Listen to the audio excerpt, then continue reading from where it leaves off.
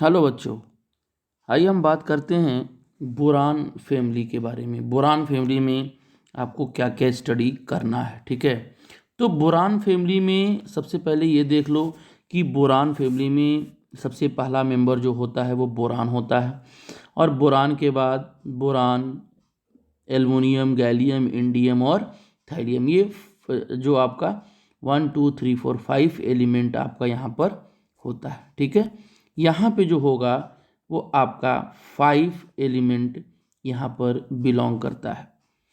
अब इस 5 एलिमेंट की अगर बात करें, अगर हम 5 एलिमेंट की बात करें तो आप जनरली कॉन्फ़िगरेशन जानते हो। बोरान के जो होता है वो हीलियम के बाद आ जाएगा 2s2 और 2p1।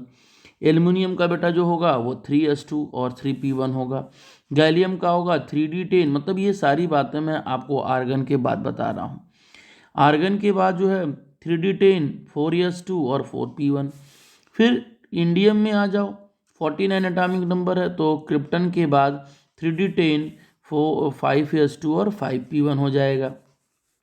सबसे इम्पॉर्टेंट बात यह है कि आपको इसके कॉन्फ़िगरेशन जो दिख रहे हैं उसको फोकस करना है।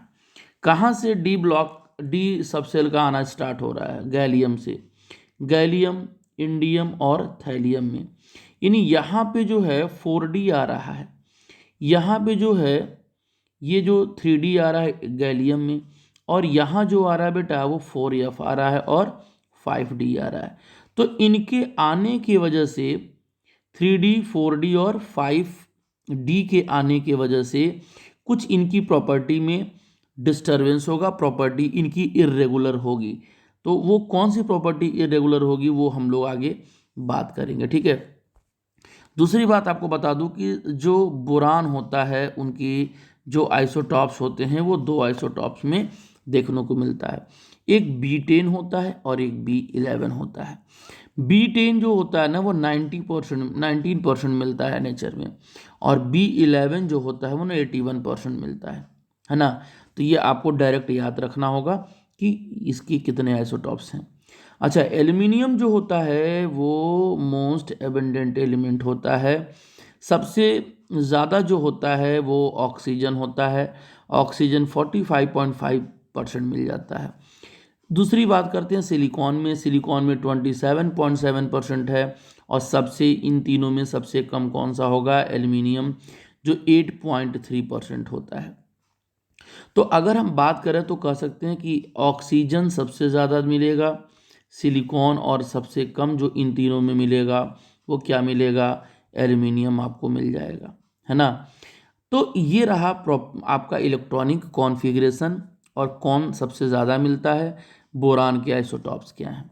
इसके बाद हम फिजिकल प्रॉपर्टी पे चलेंगे, और फिजिकल प्रॉपर्टी में ही आपको कुछ वो डी सबसेल के और एफ सबसेल के आ जाने से इनके अंदर काफ़ी चीज़ें चेंजिंग देखने को मिलता है, ठीक है। तो वही चीज़ है। देखो, फिजिकल में सबसे पहले हम बात करते हैं कि एटॉमिक साइज की। बेटा, एटॉमिक जो साइज होता है ना वो नंबर ऑफ सेल यहाँ पे रिस्पॉन्सिबल होता है, नंबर ऑफ सेल पे यहाँ डिपेंड कर रहा है, ठीक है। तो एटॉमिक साइज जो होगा जनरली इसी पे होता है, लेकिन यहाँ पे दो फैक्टर और रिस्पॉन्सिबल होता है। एक लेंथेनाइड का कॉन्ट्रैक्शन और पुअर शिल्डिंग इफेक्ट वो आपका होता है। तो सबसे पुअर शिल्डिंग जो होता है वो डी और एफ में होता है। पुअर शेडिंग का मतलब कि रिपल्सन कम होगा और अट्रैक्शन ज़्यादा होगा। इसके वजह से न्यूक्लियस जो होता है, यानी अट्रैक्शन करने से उस एटम की साइज कॉन्ट्रैक्ट हो जाती है, घट जाती है कंपैरेटिवली। तो यहाँ देखो, ऊपर से नीचे आने पर साइज इंक्रीज होती है, क्योंकि नंबर ऑफ सेल क्या हो रहा है? इंक्रीज हो रहा है। जब नंबर ऑफ सेल इंक्रीज होगा बेटा तो साइज भी क्या होगी? इंक्रीज होगी, क्योंकि हम दोनों के बीच में डायरेक्टली रिलेशन बता रहे हैं। लेकिन थोड़ी सी आपको यहाँ देखना पड़ेगा कि देखो, एल्युमिनियम के पास 3D नहीं था, गैलियम के पास 3D था। इसका मतलब गैलियम और एल्युमिनियम की जो साइज होगी वो नियरली सेम होगी। ऐसा क्यों? तो पूछेगा तो बताओगे due to poor shielding effect of 3D in gallium, ठीक है। साइज गैलियम का बढ़ना चाहिए था, बट जो 3D आ रहा है गैलियम में, उसके वजह से पुअर शेडिंग इफेक्ट होने से अट्रैक्शन ज़्यादा हो रहा है और उसकी साइज घट रही है, तो डिक्रीज होकर के वो एल्युमिनियम के इक्वल बना दे रहा है, तो नियरली इक्वल हम बोल सकते हैं। सेम यही मैटर आपको यहाँ मिलेगा टेल्यूरियम और इंडियम में। तो देखो यहाँ पे टेल्यूरियम का ज़्यादा होना चाहिए, तो लेकिन यहाँ पर भी लेंथेनाइड कॉन्ट्रैक्शन देखने को मिल रहा है। यहाँ पे एक्चुअली क्या आता है, ये आपका आएगा 4D भी आएगा, यहाँ पे देख सकते हो कि 5D10 आता है, 4F14 आता है। तो F और D आने के दोनों की वजह से अट्रैक्शन ज़्यादा है, कॉन्ट्रैक्शन ज़्यादा होगा। कॉन्ट्रैक्शन ज़्यादा होगा तो जो साइज इसकी बढ़नी चाहिए वो नियरली आपस में सेम हो जाता है। तो ये अगर दो के बीच में ऐसा कॉन्सेप्ट पूछता है तो आप पुअर शेडिंग इफेक्ट और लेंथेनाइड कॉन्ट्रैक्शन का कॉन्सेप्ट बताना होगा। लेकिन जब ओवरऑल हम बात करेंगे, एनसीईआरटी जो कहता है हम लोगों से, एनसीईआरटी ये कहता है कि बोरान तो छोटा होता है, लेकिन जो एल्यूमिनियम होता है वो गैलियम से बड़ा होता है, ये एनसीईआरटी बोलता है। ठीक है, और कॉन्सेप्ट ये कह रहा है, एनसीईआरटी ये कहता है कि सबसे जो है वो साइज फैक्टर है। लेकिन यहाँ पे डायरेक्ट एल्युमिनियम में 3D नहीं था, गैलियम में 3D था, इसीलिए पुअर शेडिंग था। पुअर शेडिंग की वजह से इफेक्ट 3D का इफेक्ट ज़्यादा था, अट्रैक्शन ज़्यादा था, इसीलिए उसकी साइज गैलियम की एल्युमिनियम से क्या हो जा रही है, छोटी हो जा रही। बस इतना एनसीईआरटी बोल रहा है। ठीक है, तो ये एक आपका फंडा हो गया। इसके बाद हम लोग आगे चलते हैं और ले चलते हैं आपको आयनाइजेशन पोटेंशियल में। आप सब जानते हो कि आयनाइजेशन पोटेंशियल का जो फंडा होता है वो एटॉमिक साइज का इन्वर्स होता है, inversely proportional to atomic size. तो कहने का मतलब हुआ कि जो एटॉमिक साइज है वो तो बोरान का कम होता है, तो इसका मतलब बोरान का ज़्यादा होना चाहिए एल्युमिनियम से, फिर गैलियम से, फिर इंडियम से, और सबसे कम किसका होना चाहिए, थैलियम का। लेकिन ये ऐसा नहीं होता है। फिर वहीं पे एनसीईआरटी डाटा क्या बोलता है कि देखो जो फर्स्ट आईपी होता है एल्युमिनियम का वो लगभग गैलियम के बराबर होता है, क्योंकि आपने पीछे क्या बोला कि साइज नियरली सेम होता है।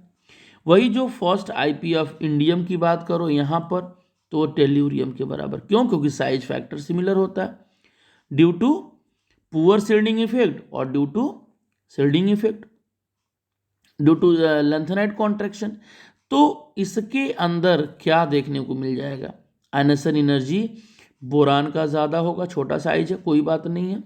इसके बाद देखो टेल्यूरियम, फिर एल्युमिनियम, फिर गैलियम और इंडियम सबसे पीछे। मतलब कि हमने क्या किया, जो ये सीक्वेंस था एल्युमिनियम, ठीक है, गैलियम, फिर है इंडियम, फिर थैलियम, तो जो सीक्वेंस था उसी सीक्वेंस को हमने क्या कर दिया, यहाँ से उठा करके इसको यहाँ ला दिया मैंने, बस। ठीक, क्यों? क्योंकि इनके अंदर लेंथेनाइड कॉन्ट्रैक्शन ज़्यादा हो जाने से, लेंथेनॉइड कॉन्ट्रैक्शन ज़्यादा हो जाने से साइज उसकी छोटी हो रही है, इसीलिए उसका जो आयनेशन एनर्जी है वो ज़्यादा देखने को मिल जा रही है। तो ये हमारा फैक्टर हुआ। तो ये आपको एनसीईआरटी के डाटा के अनुसार आपको चलना होगा। ठीक है, इसके बाद देखो डेंसिटी का फैक्टर। तो डेंसिटी में तो कोई लफड़ा नहीं है, सिंपल सी बात समझो, नीचे आने पर जो होता है मास इसका बढ़ रहा है, तो डेंसिटी क्या होगा, डाउन द ग्रुप इंक्रीज होगा। डेंसिटी क्या होगा, डाउन द ग्रुप इंक्रीज होता है। ये आपका फंडा होता है। ठीक है, अब आते हैं हम लोग इलेक्ट्रोनिगेटिविटी फैक्टर क्या कहता है। इलेक्ट्रोनिगेटिविटी ये कहता है कि देखो साइज फैक्टर इलेक्ट्रोनिगेटिविटी, आप ये भी जानते हो कि जो एटॉमिक साइज होता है वो इलेक्ट्रोनिगेटिविटी के इन्वर्सली होता है।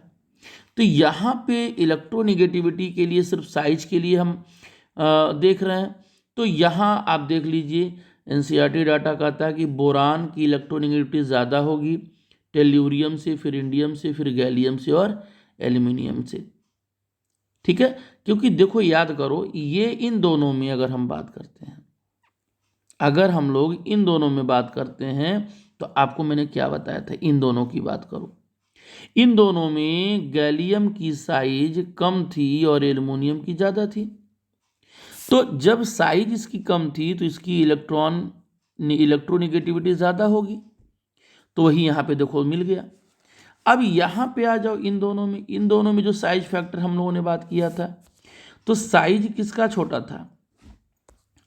इंडियम की साइज वहाँ दिख रही थी ज़्यादा लगभग टेल्यूरियम से। हालांकि मैं लगभग सेम बताया हूँ, लेकिन एक्चुअली इसकी साइज थोड़ी ज़्यादा हो जाती है, क्योंकि यहाँ पर लेंथेनाइट कॉन्ट्रैक्शन देखने को मिलता है टेल्यूरियम में। तो जब हम इलेक्ट्रोनिगेटिविटी का फैक्टर बात करेंगे तो टेल्यूरियम का क्या होगा? इंडियम से ज़्यादा हो जाएगा। इसी का जस्ट उल्टा आपको समझना है, वही सीक्वेंस मैं वहाँ बना के रख दिया हूँ। और डाटा आपके पास देखो, 2 है इलेक्ट्रोनिगेटिविटी, 1.8 है, 1.7 है, 1.6 और 1.5। तो याद करने में भी आसानी होगा भाई। पॉइंट यहाँ तक 0.2 का डिफरेंस है और बाकी 0.11 का डिफरेंस आप याद कर लीजिए। दूसरी बात यह है कि जो गैलियम पे 3 पॉजिटिव है और गैलियम पे 1 पॉजिटिव चार्ज है, तो यहाँ देखो बोरान, एल्यूमिनियम, गैलियम, इंडियम और थैलियम, यहाँ पे जो इलेक्ट्रॉन पी में है वो आसानी से निकल जाएगा, लेकिन जो यस में है वो इजीली नहीं निकल पाएगा। क्यों? क्योंकि इसमें डी भी आ रहा है और एफ भी आ रहा है। डी और एफ के आने से इसका अट्रैक्शन न्यूक्लियस की तरफ बढ़ जाता है इलेक्ट्रॉन का, यस वाले इलेक्ट्रॉन का। तो इसको आसानी से पी वाले इलेक्ट्रॉन को डोनेट कर सकता है, लेकिन जो यस में इलेक्ट्रॉन आता है वो उसको आसानी से डोनेट नहीं करता है। क्यों? क्योंकि अट्रैक्शन ज़्यादा हो जाता है, कॉन्ट्रैक्शन ज़्यादा हो जाता है। तो आप कह सकते हो कि टॉप टू बॉटम आने पर +3 ऑक्सीडेशन स्टेट की स्टेबिलिटी घटती है और +1 की क्या होती है? बढ़ती है। यानी देखो, सबसे नीचे टेल्यूरियम है तो टेल्यूरियम +1 पे ज़्यादा स्टेबल होगा और +3 से कम। क्यों? क्योंकि +3 का मतलब क्या? आप यस पी से भी इलेक्ट्रॉन निकाल रहे हो और यस से भी इलेक्ट्रॉन निकाल रहे हो। भाई आप पी से निकाल रहे हो और फिर आप यस से भी निकाल रहे हो, तो यस वाला इलेक्ट्रॉन इसलिए नहीं निकल सकता क्योंकि न्यूक्लियस से अट्रैक्ट रहता है ज़्यादा, और ये इसलिए होता है क्योंकि यहाँ पर डी और एफ दोनों आता है। तो डी एफ में शील्डिंग इफेक्ट कम होता है, स्क्रीनिंग इफेक्ट कम होता है, तो यहाँ पे अट्रैक्शन ज़्यादा होगा। तो न्यूक्लियस से ये जो एस का इलेक्ट्रॉन है टाइटली बॉन्ड हो जाता है और पी का इजीली निकल सकता है।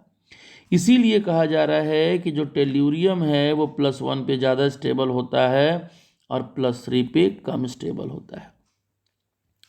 मतलब, और इसी तरीके से इंडियम भी होता है, +1 ज़्यादा स्टेबल होता है और +3 कम स्टेबल, क्योंकि दोनों नीचे होते हैं। लेकिन गैलियम का केस में आसानी से थोड़ा निकाल देगा, तो +3 की स्टेबिलिटी ज़्यादा होगी और +1 की स्टेबिलिटी क्या होगी? कम होगी। अब आप ये देख सकते हो कि इलेक्ट्रॉन के लूज करने की टेंडेंसी, अब बता दिया मैंने इनर्ट पेयर इफेक्ट। तो देखो ये जो होते हैं ये रिड्यूसिंग टेंडेंसी अच्छा शो करेंगे भाई मेरे। ये GA से +1 से ये +3 तो बनाएंगे ना, क्योंकि +3 तो स्टेबल है इलेक्ट्रॉन को लूज करके। तो जो इलेक्ट्रॉन लूज करता है वो तो रिडक्शन प्रोसेस किया, लेकिन खुद का अपना इलेक्ट्रॉन रिड्यूस कर रहा है, इसीलिए वो रिड्यूसिंग एजेंट के रूप में दिखता है। और जो गैलियम है यहाँ, गैलियम अब वो इलेक्ट्रॉन को तो नहीं लूज कर सकता, लेकिन गेन तो कर सकता है ना। गेन करेगा तो GA पे पॉजिटिव आएगा, इसीलिए ये ऑक्सीडाइजिंग एजेंट की तरह काम करता है। और बाकी जस्ट आप उल्टा यहाँ देख लीजिए, ये स्टेबल है भाई, ये TL1 पॉजिटिव स्टेबल है और TL3 पॉजिटिव से। तो अगर TL3 पॉजिटिव हो तो वो जल्दी से चाहेगा कि हम 2 इलेक्ट्रॉन ले करके और TL1 बना लें। क्यों? क्योंकि TL1 positive pay stability gain कर रहा है। वो क्यों? क्योंकि लेंथेनाइट कॉन्ट्रैक्शन था। और इसीलिए TL3 पॉजिटिव क्या कहलाएगा? ऑक्सीडाइजिंग एजेंट का काम करेगा, बेस्ट ऑक्सीडाइजिंग एजेंट। तो वही स्टेबिलिटी का फैक्टर मैं आपको समझाया हूं। यहां पे देखो वही ऑर्डर ऑफ स्टेबिलिटी मैं बताया हूं TL का 3 से। अच्छा, जो जितने भी गैलियम के +1 साल्ट होते हैं वो रिड्यूसिंग एजेंट की तरह काम करेंगे। ऐसा सॉल्ट जिसमें गैलियम के ऊपर +1 चार्ज आता हो वो गुड रिड्यूसिंग एजेंट होगा, क्योंकि वो इलेक्ट्रॉन को लूज करके और खुद को अपने आप को क्या बना लेगा, वो स्टेबल बना लेगा। इसीलिए तो रिड्यूसिंग एजेंट की बात कर रहे हैं। और वहीं अगर हम इंडियम और टेल्यूरियम की बात करें तो ये दोनों अनस्टेबल हैं, ड्यू टू लेंथेनाइट कॉन्ट्रैक्शन। और अनस्टेबल से क्या बना चाहेंगे, ये खुद को स्टेबल बनाना चाहेंगे। अब स्टेबल बनाने के लिए ये इलेक्ट्रॉन क्या करेंगे, गेन करेंगे, जल्दी से इलेक्ट्रॉन गेन करेंगे और गेन करने के बाद ये +1 में बनाएंगे, क्योंकि ये +1 स्टेबल है और +3 अनस्टेबल है। तो इलेक्ट्रॉन जो गेन करता है उसे क्या बोलते हैं, ऑक्सीडाइजिंग एजेंट। इसीलिए कहा जाता है कि ये जो है वो ऑक्सीडाइजिंग एजेंट होते हैं। ये इसका फंडा है। अब मेल्टिंग पॉइंट की बात करो, यहां पे भी थोड़ा सा कॉन्ट्राडिक्शन देखने को मिलेगा। तो टॉप टू बॉटम आने पर इसकी जो मेल्टिंग पॉइंट होगी वो बढ़ जाएगी, अरे डिक्रीज होगी। देखो लिखा है डिक्रीज। अब क्यों ऐसा होता है, लेकिन बीच में गैलियम में थोड़ी सी दिक्कत आ जाती है। घटता तो है नीचे आने पर, लेकिन गैलियम का कम होता है फिर उसके बाद घटने लगता है। ये 30 डिग्री है और यहाँ पे 1 आपका कुछ और इससे ज़्यादा होगा, और ये लेकिन इतना कम तो नहीं होना, क्योंकि टेल्यूरियम का देखो 303 डिग्री सेल्सियस है, तो ये 30 बीच में आ रहा है। तो उसका लॉजिक क्या है, लॉजिक समझना चाहिए क्या होता है। देखो, बोरान सबसे हाईएस्ट ऑक्सीडेशन नंबर शो कर रहा है। अरे मेल्टिंग पॉइंट, रीजन क्या है कि जो बोरान होता है ना वो कोवैलेंट पॉलीमर बना करके वो डाइमर के फॉर्म में एग्जिस्ट करने लगता है। कोवैलेंट डाइमराइज होता है, पॉलीमर बना लेगा कोवैलेंट बॉन्ड के थ्रू, और इसी की वजह से उसका जो मेल्टिंग पॉइंट होता है वो बाकी लोगों से ज़्यादा होता है। वो सिंगल बोरान के फॉर्म में एग्जिस्ट नहीं करता है। और गैलियम क्यों ऐसा काम किया, गैलियम की बात क्या ऐसा किया, तो गैलियम में क्या होता है ना कि गैलियम जो होता है वो Ga2 मॉलिक्यूल की फॉर्म में रहता है, और Ga2 के फॉर्म में रहने की वजह से वो जो है लो होता है बॉइलिंग मेल्टिंग पॉइंट, क्योंकि लिक्विड मेटल होता है ये। तो ये कहानी इसका है। अब आपको केमिकल प्रॉपर्टी की बात करते हैं थोड़ा थोड़ा इसमें। देखो, केमिकल में सबसे पहले जो बोरान होता है वो हाइड्रोजन के साथ रिएक्ट करके बोरान हाइड्राइड बनाता है, और बोरान हाइड्राइड जो होता है उसे कॉमनली बोरेन भी कहते हैं। अब ये बोरेन दो तरीके से होते हैं, दो तरीके का देखने से मिलते हैं। एक होते हैं नीडोबोरेन, ये पूछा जाता है, और एक होता है आर्चिनोबोरेन। नीडोबोरेन का जो फॉर्मूला होता है वो BnHan+4 होता है, और आर्चिनोबोरेन का जो फॉर्मूला होता है वो BnHn+6 होता है। अब इसका एग्जाम्पल ले लो, तो ये डाइबोरेन इसका एग्जाम्पल है जो हम लोगों को ज़्यादा डिटेल पढ़ना है। देख लो, n की वैल्यू 2 है, तो जब 2 रहेगा तो B2H2+4, यही तो डाइबोरेन हुआ, यही तो मेरा डाइबोरेन हुआ। और यहाँ पे जब आओगे इस जगह पे तो ये BnHn+4 है, तो n की वैल्यू 4 है, B 4 हो गया, और H आपका क्या हो गया 4 + 10 6 सॉरी, तो ये B4H आपका 10 आ जाएगा। तो पूछता है कि नीडोबोरेन का फॉर्मूला क्या होता है, तो ये आप बता दीजिएगा। अब वो सबसे पहला डाइबोरेन है, तो डाइबोरेन का डिटेल देख लिया जाए। डाइबोरेन क्या कह रहा है, डाइबोरेन का जो फॉर्मूला होता है वो B2H6 मैंने बताया, और ये डाइमर के फॉर्म में है, जैसे BH3 के फॉर्म में ना हो कि ये B2H3 के फॉर्म में रहता है, B2H6 के फॉर्म में। बनाओगे कैसे, जब सोडियम बोरोहाइड्राइड लोगे और आयोडीन का रिएक्शन कराओगे।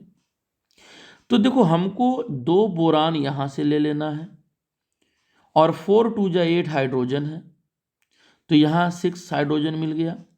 2 जो बचा वो H2 गैस निकल गया, और 2 आयोडीन है तो 2 सोडियम यहाँ से Na निकल जाएगा। इस तरीके से आपको याद रखना है।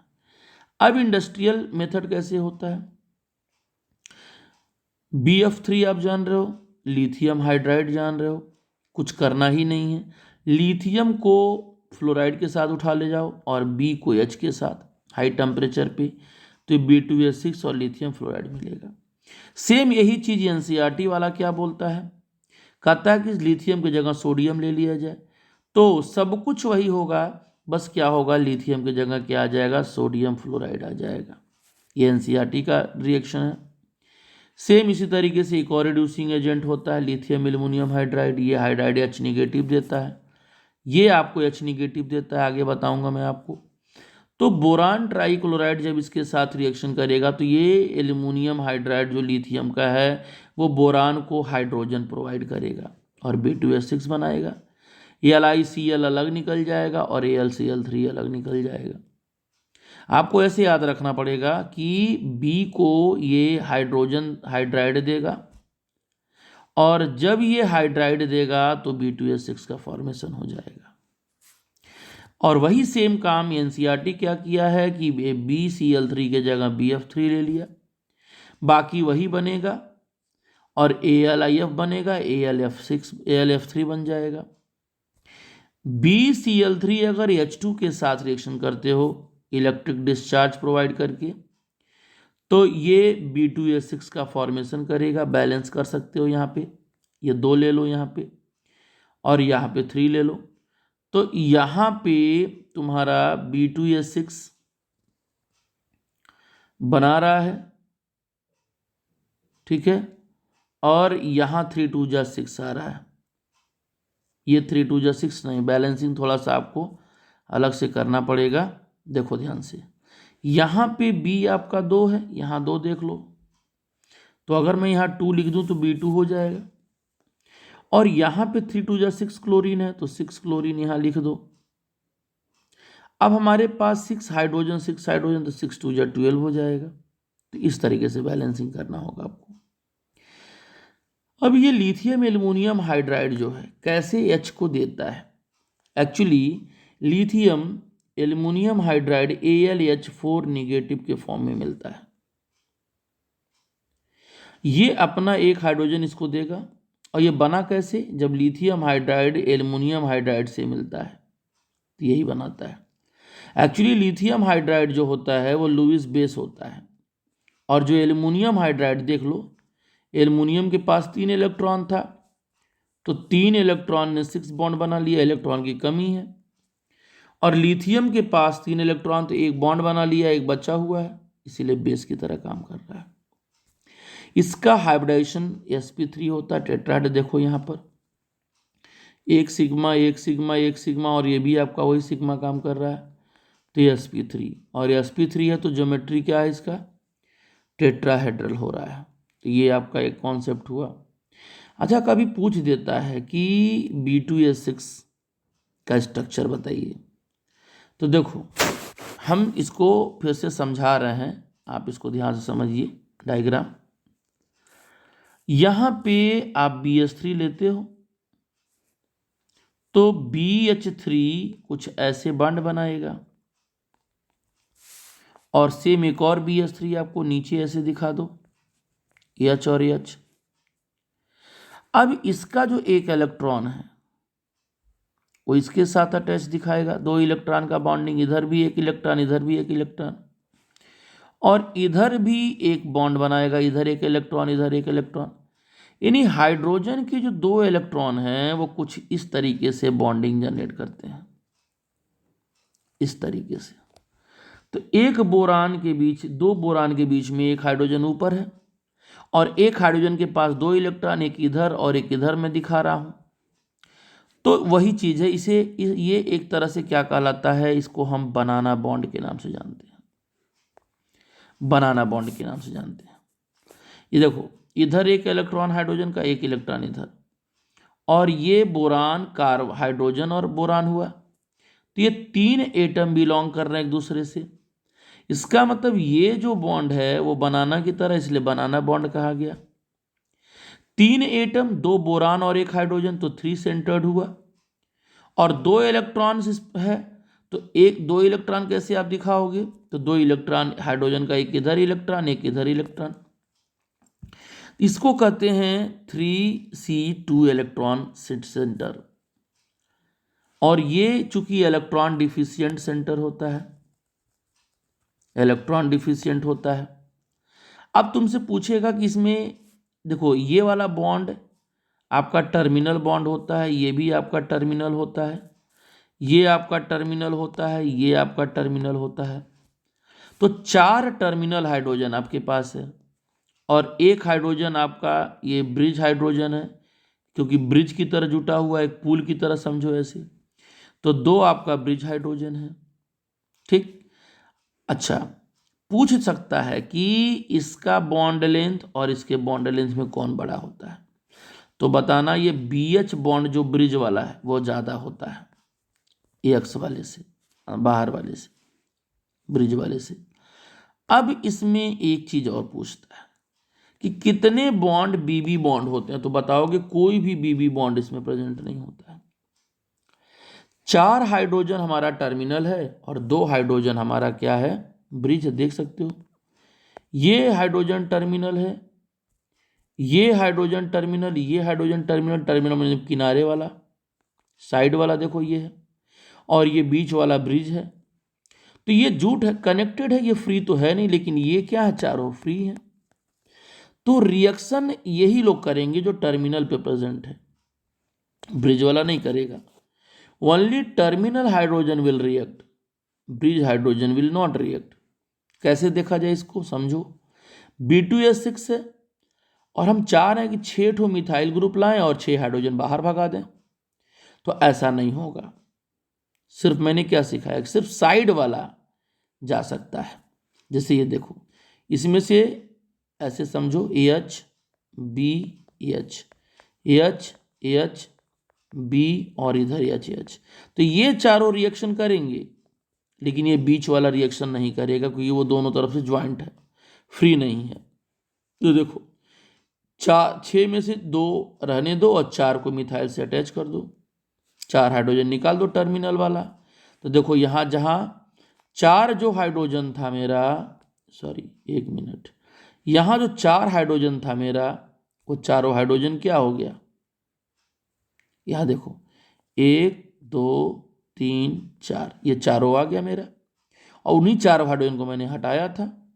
तो ये कहानी है। अब कुछ इसके रूल इंपॉर्टेंट देख लो जो पूछे जाते हैं। करा कि अगर कोई भी लुईस बेस जिसके पास लोन पेयर होता है, ऑक्टेट कंप्लीट होता है, लुईस बेस होता है, कोई भी लुईस बेस अगर B2S6 के साथ प्रेजेंट है तो वो होमोलिटिक क्लीवेज करने लगते हैं। Homolytic cleavage takes place and covalent convert into the BH3 form, addition product बनाते हैं। बड़ा अच्छा बात बता रहा है। ये देखो, जब कोई लुईस बेस आएगा,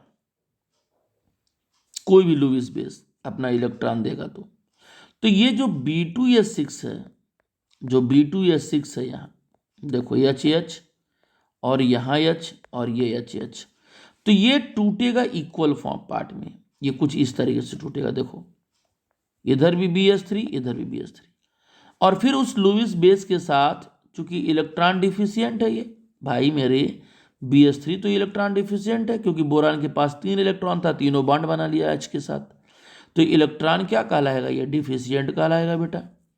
तो ये उस लुईस बेस से कोऑर्डिनेट के थ्रू बॉन्ड बनाता है और एडिटिव प्रोडक्ट का फॉर्मेशन करता है थ्रू द कोऑर्डिनेट बॉन्ड।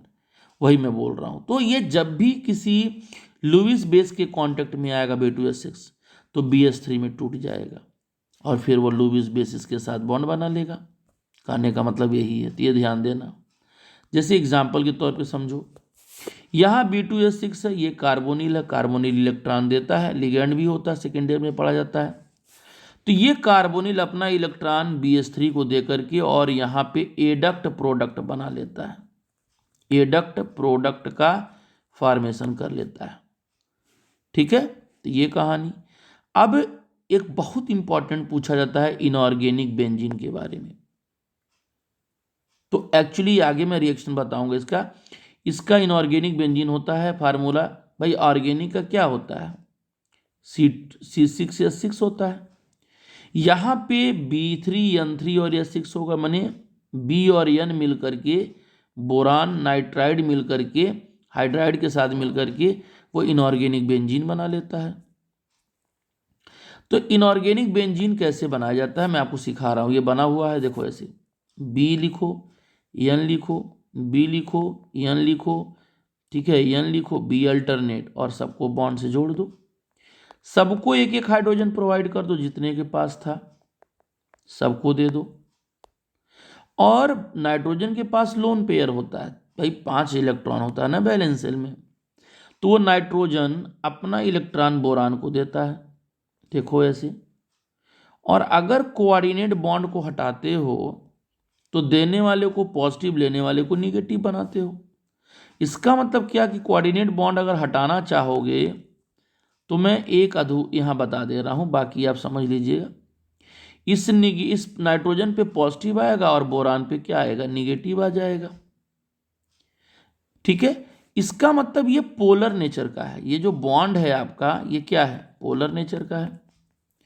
और बेंजीन में तो कोई बॉन्ड पोलर नहीं होता है, ठीक है। तो इसीलिए इसकी रिएक्टिविटी बहुत ज्यादा होती है, is much more reactive than benzene due to the polar nature of BN bond. मैंने सिखाया ना कि B पे पॉजिटिव और N पे पॉजिटिव और B पे निगेटिव, क्योंकि B ले रहा है और N दे रहा है। अब ये जो है जो ऑर्गेनिक बेंजीन होता है उसको नॉन पोलर है, कोई पोलरिटी नहीं होती है। अब अगर एक इंपॉर्टेंट रिएक्शन है कि अगर आप डाइबोरेन को एक्सेस में अमोनिया देते हो हाई टेम्परेचर पे, तो बोरान नाइट्राइड देता है, ये X ले लो, बोरान नाइट्राइड, और ये हार्ड भी होता है। और उसी को हम कॉमर्शियली बोराजोन के नाम से जानते हैं, और इसी को इनऑर्गेनिक ग्रेफाइट भी बोलते हैं। तो एकदम रट डालिए इसका नाम कि BN का होलियन बोरान नाइट्राइड का लाएगा, हार्ड होता है। और बोराजोन भी कहते हैं मार्केट में, जो कॉमर्शियली इसको जाना जाता है बोराजोन के नाम से। और ये इनऑर्गेनिक ग्रेफाइट भी कहलाता है। ये सब बातें आपको याद कर लेना है। अब चलिए हम बात करते हैं हाइलाइट का इसके। तो भैया ये AMAX3 टाइप के हाइलाइट बनाएंगे, जैसे BF3, BCl3, BBr3, BI3। और ये सारे लोग इलेक्ट्रॉन डिफिशियंट हैं, ये सारे इलेक्ट्रॉन डिफिशियंट है, देख सकते हो। और इलेक्ट्रॉन डिफिशियंट है मतलब कि ये लुईस एसिड होंगे। बॉन्ड एंगल क्या, 1 sigma, 2 sigma, 3 sigma, sp2 hybridisation होगा। एक भी लोन पेयर नहीं है, सारे इलेक्ट्रॉन बॉन्ड बना रखे। ट्राइगोनल प्लेनर होगा, बॉन्ड एंगल 120 होगा। लेकिन सबसे मजे की बात है कि इनके पास इलेक्ट्रॉन की डिफिशियंसी है। क्यों? क्योंकि ये 6 इलेक्ट्रॉन सिस्टम है। इसके वजह से, इलेक्ट्रॉन डिफिशियंट होने के वजह से ये लुईस एसिड होते हैं। अब पूछता है कि किसकी लुईस एसिड कैरेक्टर ज्यादा होती है, तो सबसे ज्यादा लुईस एसिड कैरेक्टर BI3 का होता है और सबसे कम BF3। तो इसका क्या लॉजिक है, लॉजिक समझना होगा, इंपॉर्टेंट बात बता रहा हूं, ध्यान देना। एक्चुअली B छोटा है, F छोटा है, B के पास भी 2p ऑर्बिटल और F के पास भी 2p ऑर्बिटल। 2p में आपका 5 इलेक्ट्रॉन और ये 2p1 में इलेक्ट्रॉन, मतलब कि इसका फील्ड ऑर्बिटल होता है, एक इलेक्ट्रॉन भी होता है यहाँ पे। और ये बैकेंट ऑर्बिटल बाकी है बोरान के पास। भाई P के पास एक ही है ना, तो ये 1 इलेक्ट्रॉन रहेगा, बाकी खाली रहेगा। तो due to the smaller size of fluorine and boron, ये क्या करते हैं, इस 2p ऑर्बिटल बोरान फ्लोराइड का, फ्लोरीन का और बोरान का, ये आपस में बैक बॉन्डिंग कर लेते हैं। आपस में क्या करते हैं, बैक बॉन्डिंग, खुद को स्टेबलाइज करने के लिए। और बैक बॉन्डिंग करके ये देखो, ये p पाई बॉन्डिंग बना लेते हैं। तो जो बोरान की इलेक्ट्रॉन डिफिशियंसी थी वो कंप्लीट हो गई। अब बोरान को इलेक्ट्रॉन मिल गया फ्लोराइड से। तो इसीलिए ये इलेक्ट्रॉन नहीं लेना चाहेगा, कम लेना चाहेगा, इसीलिए इलेक्ट्रॉन की जो लुईस एसिडिक कैरेक्टर होता है वो बोरान फ्लोराइड का कम हो जाता है। भाई कुल मिला के इलेक्ट्रॉन चाहिए बोरान को, और फ्लोरीन छोटा है, बैक बॉन्डिंग के थ्रू इसकी मदद कर दिया, इलेक्ट्रॉन दे दिया, पी पाई बॉन्डिंग बना दिया, तो इसीलिए लुईस एसिडिक कैरेक्टर इसकी कम होती है। लेकिन बड़े साइज पे अगर आ जाए हम लोग, बड़े साइज पे, कि आखिर इसका क्यों ज्यादा होता है, Bi3 की बात बता दें अगर, तो इसका बेटा बी छोटा और आयोडीन तो बहुत बड़ा, आयोडीन तो बहुत बड़ा, तो इनके बीच बैक बॉन्डिंग का कोई चांस है या नहीं है, बहुत छोटा, इलेक्ट्रॉन तो है लेकिन बहुत दूर है, और इतनी दूरी पर ये बैक बॉन्डिंग करके इलेक्ट्रॉन देंगे नहीं, तो यहां जो है पी पाई बॉन्डिंग का कॉन्सेप्ट नहीं मिलेगा, बेचारा ये बोरान इलेक्ट्रॉन डिफिशियंट ही रह जाएगा। इसीलिए इलेक्ट्रॉन डिफिशियंस होने की वजह से इसके इलेक्ट्रॉन की लेने की टेंडेंसी बढ़ जाएगी, और यही रीजन है कि बोरान आयोडाइड ट्राई आयोडाइड ज़्यादा एसिडिक होता है, लुईस एसिडिक नेचर का होता है। ये बड़ा अच्छा कॉन्सेप्ट था। अब अगर एक इसका रिएक्शन देख लिया जाए कि B2S6 O2 से रिएक्शन करेगा, तो ध्यान देना O पे 2 निगेटिव होता है, ये तो मॉलिक्यूल है, हम मॉलिक्यूल की बात नहीं कर रहे हैं, ये डाईवैलेंट होता है, तो करना क्या है, O2 डाईवैलेंट है और ये मोनोवैलेंट हाइड्रोजन है, इसको क्या करेगा, वो रिप्लेस कर देगा, यहां से क्या करेगा, रिप्लेस, तो B2O3 बना देगा और कुछ एनर्जी भी इवॉल्व करेगा।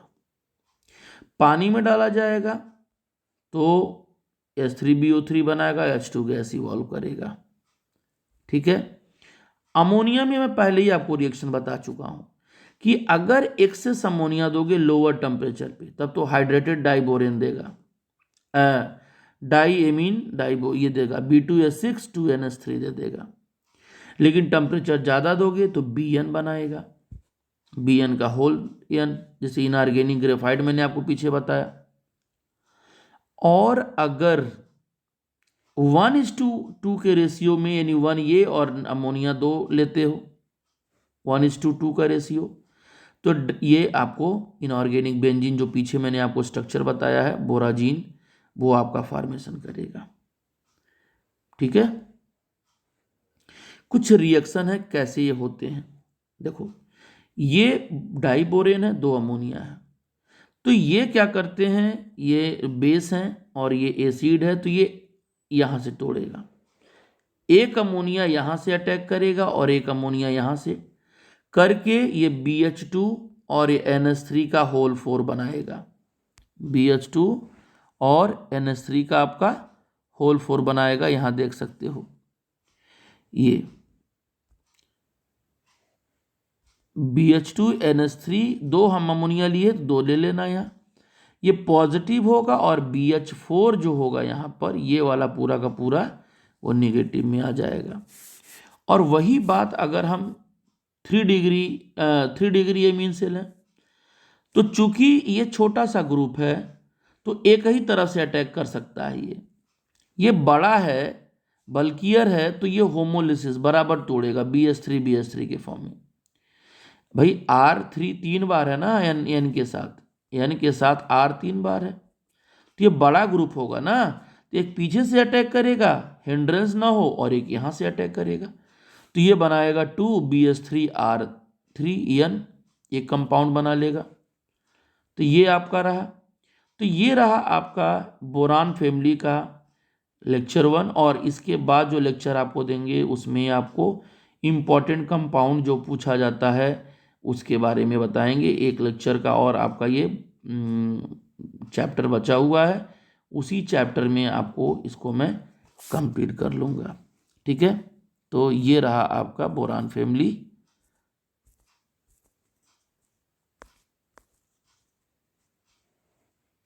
ये आपको